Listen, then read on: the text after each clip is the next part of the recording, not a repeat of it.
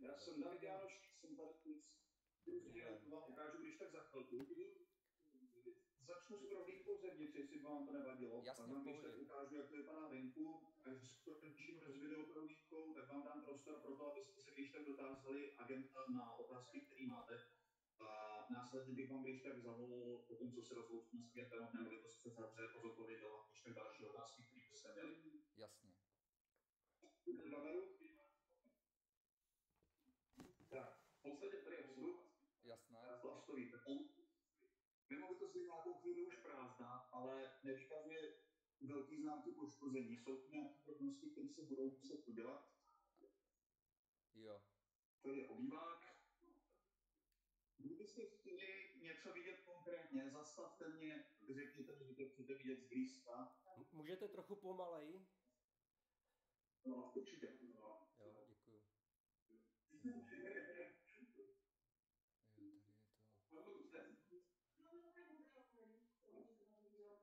A můžu pokračovat? Jasně.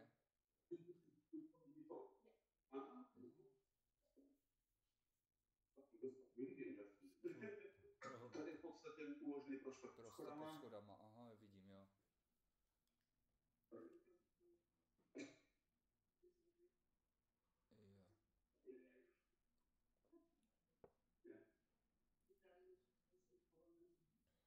Jo.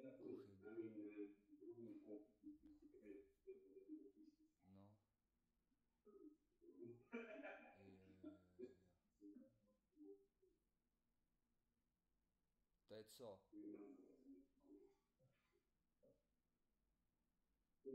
To je nějaký úložný prostor? Aha. Aha. Centrální radiátor v kuchyni.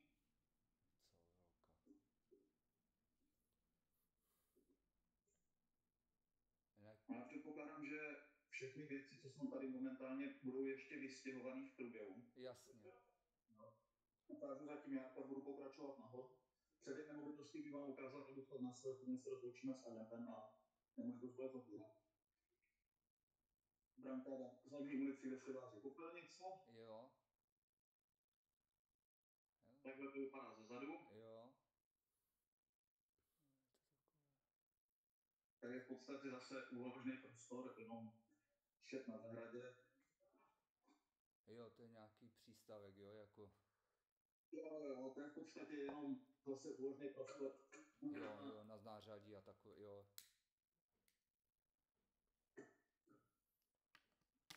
Víte mi chvíličku, jako jsme si zavřít, no? V klidu. No.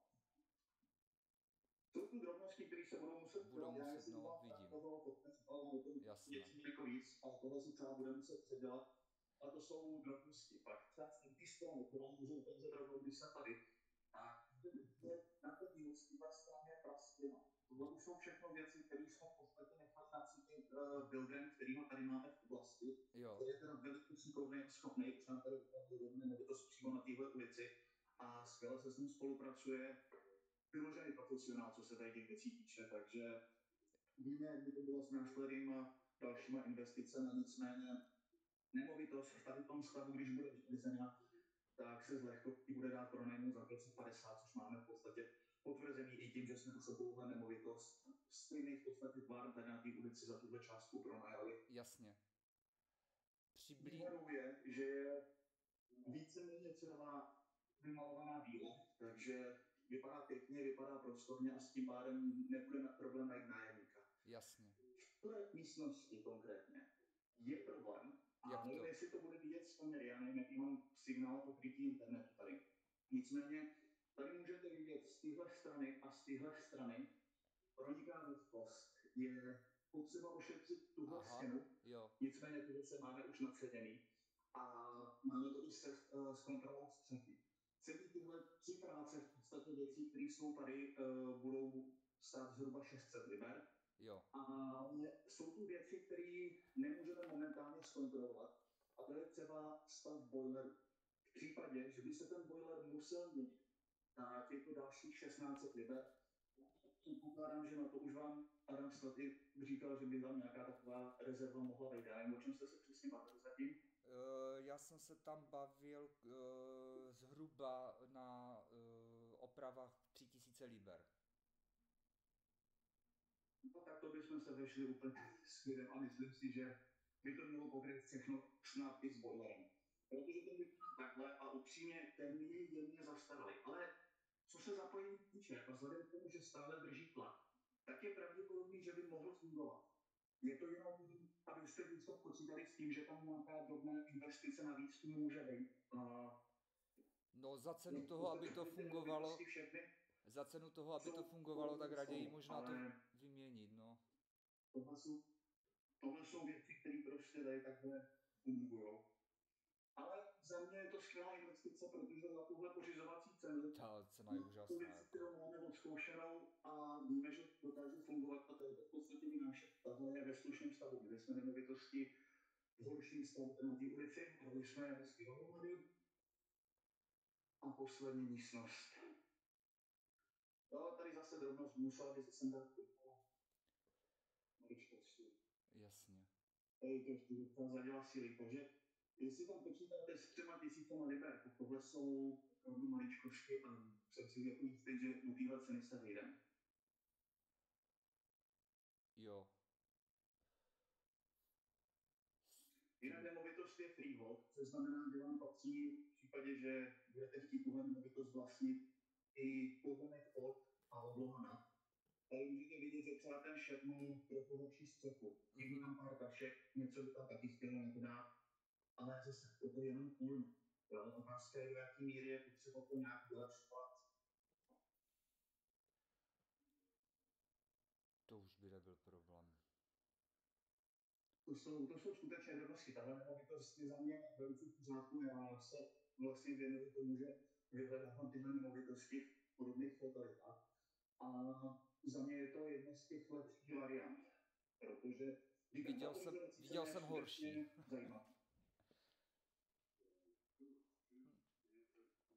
Jo, jestli by tam... Co byste pánové chtěli ještě konkrétně vidět, nebo máte nějaký konkrétní otázky na agenta, dokud máme? Má to sklep, ten dům, nebo nemá? Tohle nemá sklep. Nemá. Jestli to třeba není mokré ze spodu, nebo tak nějak, jako jestli tam...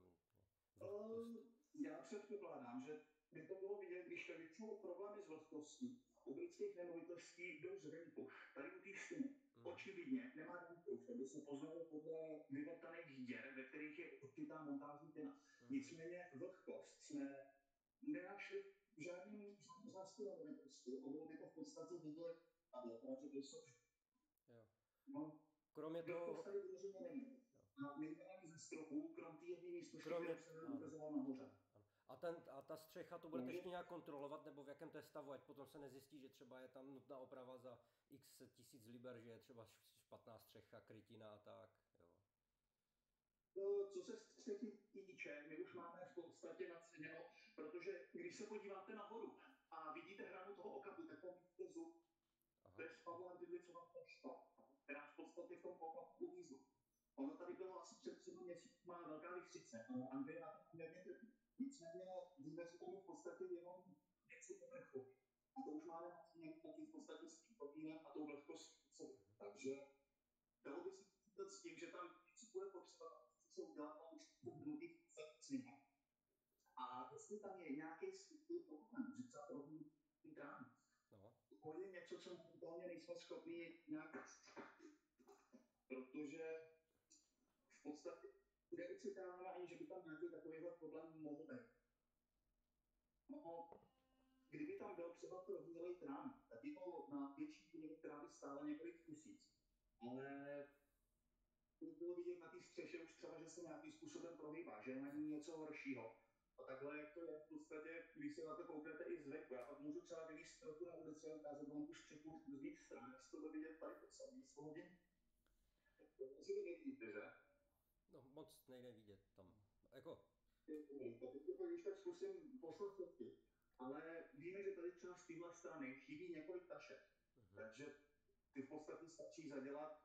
Zepředu tam nejspíš bude chybět taky taše. Ta vlhkost, která je v té přední místnosti, vypadá spíš, že jde o gutteringu, o kapu. Takže je to vyčistit oka, případně opravit oka.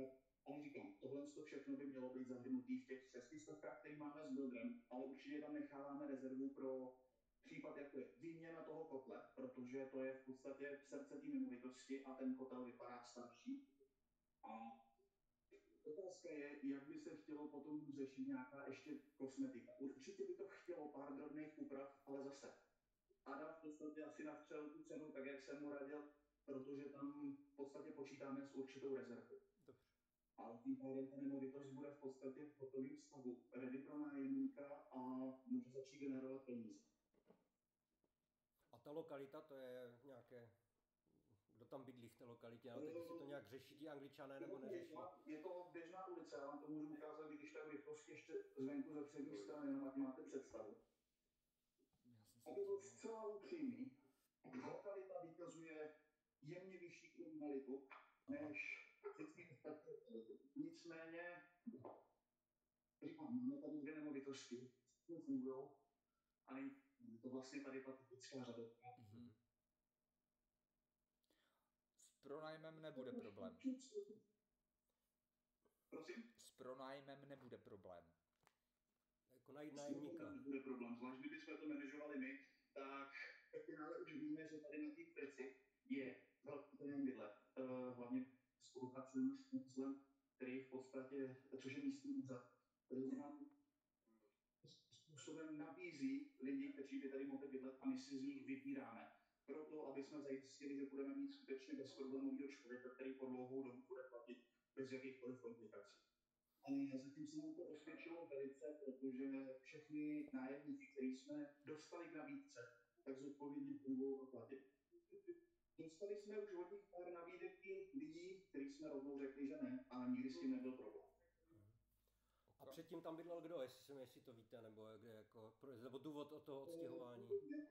Majitel téhle nemovitosti tuším zesnul. Jeho rodina to zdědila s tím, že se rozhodli ze startu tady bydlet a následně se rozhodli odstěhovat. Takže momentálně, když jsme tu byli poprvé na prohlídce 2 týdny nebo týden zpátky, tak tady bylo podstatně víc nábytku.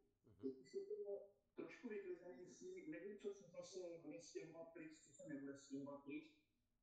Teoreticky existuje varianta toho, že to něco nechají, bude se to buď muset pronajmout s tím, což by taky měl být velký problém, když to bude věc, která je k ničemu, případně se to bude prostě muset podpíst. A to je všechno v té ceně tam je to vyklízení toho bytu a vymalování třeba, to je v té ceně těch... Já se velice omlouvám, já asi trošku blbý signál, já zkusím jít aspoň ten do ticha, ať vás malinko líp slyším. Můžete to prosím zopakovat ještě jednou? Jestli to vyklízení toho bytu po těch původních majitelích je v ceně toho... Jestli to je započítané do té ceny, nebo to je zvlášť? Nepočítali jsme ho ještě solo, protože zatím jsme v podstatě se nedoptávali na to, jestli to bude vyklizený kompletně nebo ne. Tak. Nicméně můžu se na to teďka když tak dotázat, jestli chcete. Případná likvidace, jestli bude se něco platit nebo něco. Nějaká částka by tam byla, ale otázka kolik, to zatím jsem vůbec ještě nezjišťoval, ale mělo by to být zahrnutý v té částce 3000 bez problém. Jasně, dobrý. Víte, když se to momentí, ten just ask every furniture and every one of these collectors on the being moved out or the deals of the categories. So there are serious. For example, just possible has asking, so I'm trying to figure out. But yeah, if you can ask, and for example, in the future when we will be asking for that, your answer will be great. Yeah, I'm asking. Thank you. Momentálně. Ne, jestli slyšíte, mám trošku připojení, teďka mi to píše. Slyšíte mě? Ano. Sám agent nemá momentálně na tuto otázku odpověď, ale přislíbil, že se zeptá předchozího majitele, v podstatě nebo aktuálního majitele, co s tím má v plánu dělat. Takže momentálně na to sám neznám odpověď. Jasně. Okay. Ať tam potom nerůstají nějaké více náklady za vyklízení potom a tak. Jenom to mě... Rozumím. Já si upřímně myslím, že celkově tahle nemovitost i při té pořizovací ceně je skutečně už tak, jak je ve stavu, kdyby teoreticky se dala pomalu pronajmout, pokud funguje ten boiler. Si myslím, že tam je to největší otázka. Hlavně velká, když tak investice nad rámec. Ale pokud počítáte s těma 3 000, tak já věřím, že se do toho vejdem víceméně se vším. Pochopitelně, každá investice do nemovitosti přináší určitá rizika, takže to lze říct, že tam může vzniknout nějaký problém. Ale i tím, jak jsem v podstatě prošel nemovitost, viděl jsem to, a že jsem těch nemovitostí za posledních pár let prošel spousty, tak jsem přesvědčen o tom, že to není špatná koupě. Jedna zajímavost. Kdybyste si hledali EPC rating, což je v podstatě energetický certifikát efektivnosti nemovitosti, tak je značený tuším jako D. Nicméně je zastaralé. Aktuálně nemovitost, když se podíváte, to bude vidět asi ze ceny, ale jak vidíte tu cihlovou strukturu té horní části, to není cihla. Ono je to cihla v podstatě jenom tady. Což znamená, že nemovitost má venkovní zateplení. V tom certifikátu to není. Je těžko určit, jestli je zateplení loftu, nicméně zateplit loft tady ty nemovitosti nebylo 300 liber. Tohle jsou věci, které byste museli řešit, dejme tomu, tady můžete vidět původní cihlu, že to je celý v podstatě izolace. Největší podíl na tom zefektivnění té nemovitosti. To je něco, co do budoucna píšící spoustu peněz. Nicméně do roku 2030 jsme pravděpodobně řízení, který stanoví, že nemovitost musí být přivedena na EPC rating C, což by znamenalo, že by se musel zateplit loft. Tam je to zhruba 300 liber pro spodní vrstvu a následně nějaká větší investice okolo, dejme tomu 700 liber na pokrývku střechy ze strany, to bylo obsedlý, ale na vrchní část. A tím pádem by se nemovitost měla dostat na C. Takže by s tím zase neměly být problémy z dlouhodobého hlediska.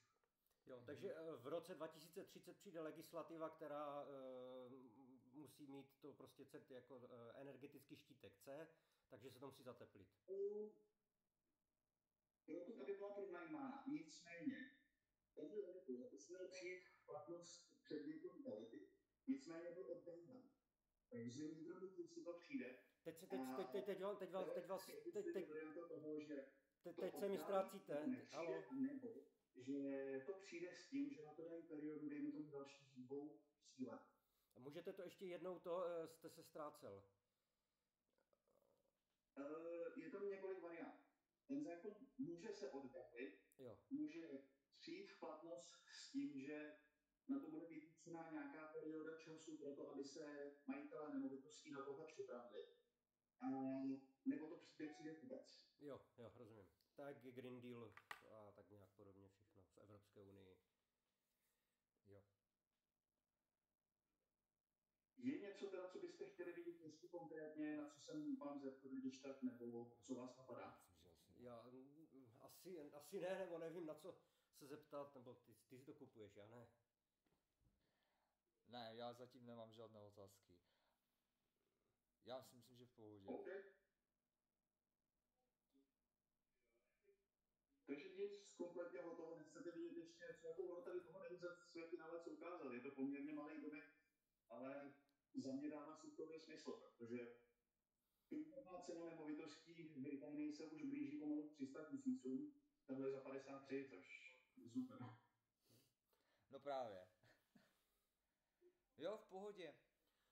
Tak já nevím, ty asi jo, no. Tam je i alarm, jo? Nebo jiný tam vzadu, za váma? Tohle není alarm, ne. zbytek jsou alarmy. V podstatě každá nemovitost pronajímá může mít v podstatě první patro, spodní patro. Pak je tam ještě jedno nařízení, který v podstatě jasně říká, že musíte mít Hlasíš. tady dioxid uhlíku, který tady nikde nevidím. Zhruba 15, 30, 55 liber dohromady. Jo. Hlasič na oxid uhelnatý, myslím, že to je nějaký hlasič. Jo. Ten je potřeba ty kotly a pak jsou tady jeden musí být první, pak se druhé až spodní. OK. Tak záleží, jakým je stavu, no, stěny a to, ale tak na těch videích to vypadá docela dobře, nebo to tak jako z té videoprohlídky se to blbě pozná, jestli to není v nějakém špatném stavu, ale asi, ať to nepadá, tam jste říkal, že to má nějakou prasklinu, která se bude opravovat.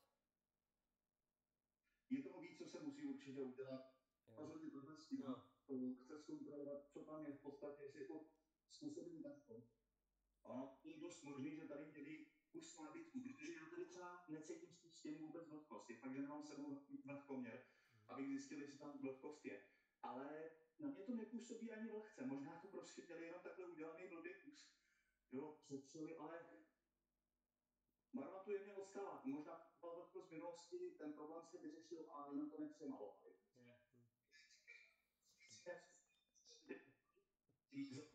Věci, které jsou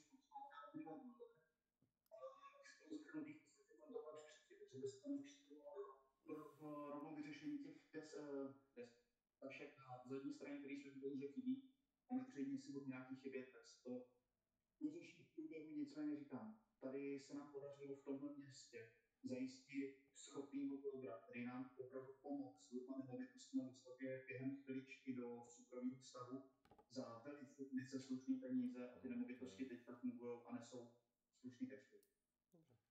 OK. Tak asi vše. Sice to poslední, co jste říkal, s tou prasklinou jsme nerozuměli, to jste se ztrácel. To jste poslední souvětí. Mluvíme o té prasklině v komínu. To je v komínu, aha, já myslím, že to je ve zdi.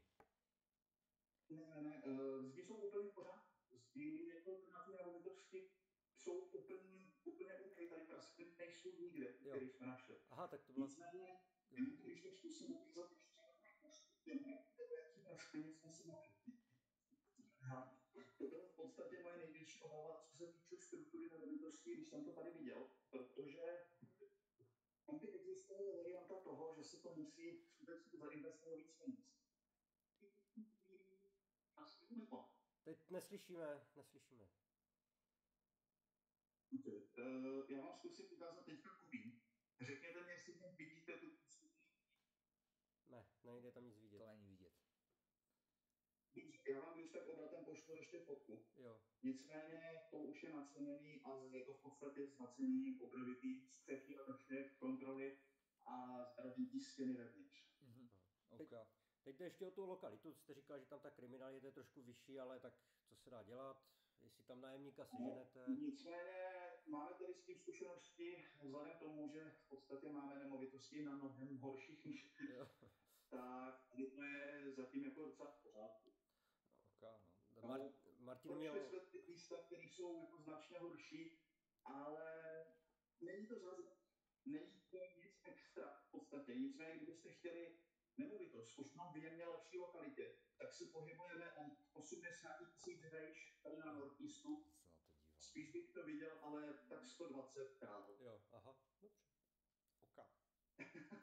Já jenom... Proto je to zajímavé, protože 53 je slušná cena. Jo, je. Prostě 3000, to je v pohodě úplně. OK, dobrý. Kdybyste cokoliv potřebovali v budoucnu, pánové, kdybyste měli jakýkoliv otázky, tak mě neváhejte kontaktovat. Kdybyste se rozhodli, tak zbytek asi s Adamem, pak vám bude asistovat moje kolegyně Kristýna. Jo, dobře. OK. Kdyby vás cokoliv napadlo, tak během dneška ještě budu mít několik viewingů, ale můžete se mi kdykoliv pozvat a určitě rád zodpovím, co. Dobře. Super, díky. Tak jo, díky moc, mějte se, naschle. Mějte se, pánové, hezký den. Mějte se. Dobré. Si to pokryje ty 3000.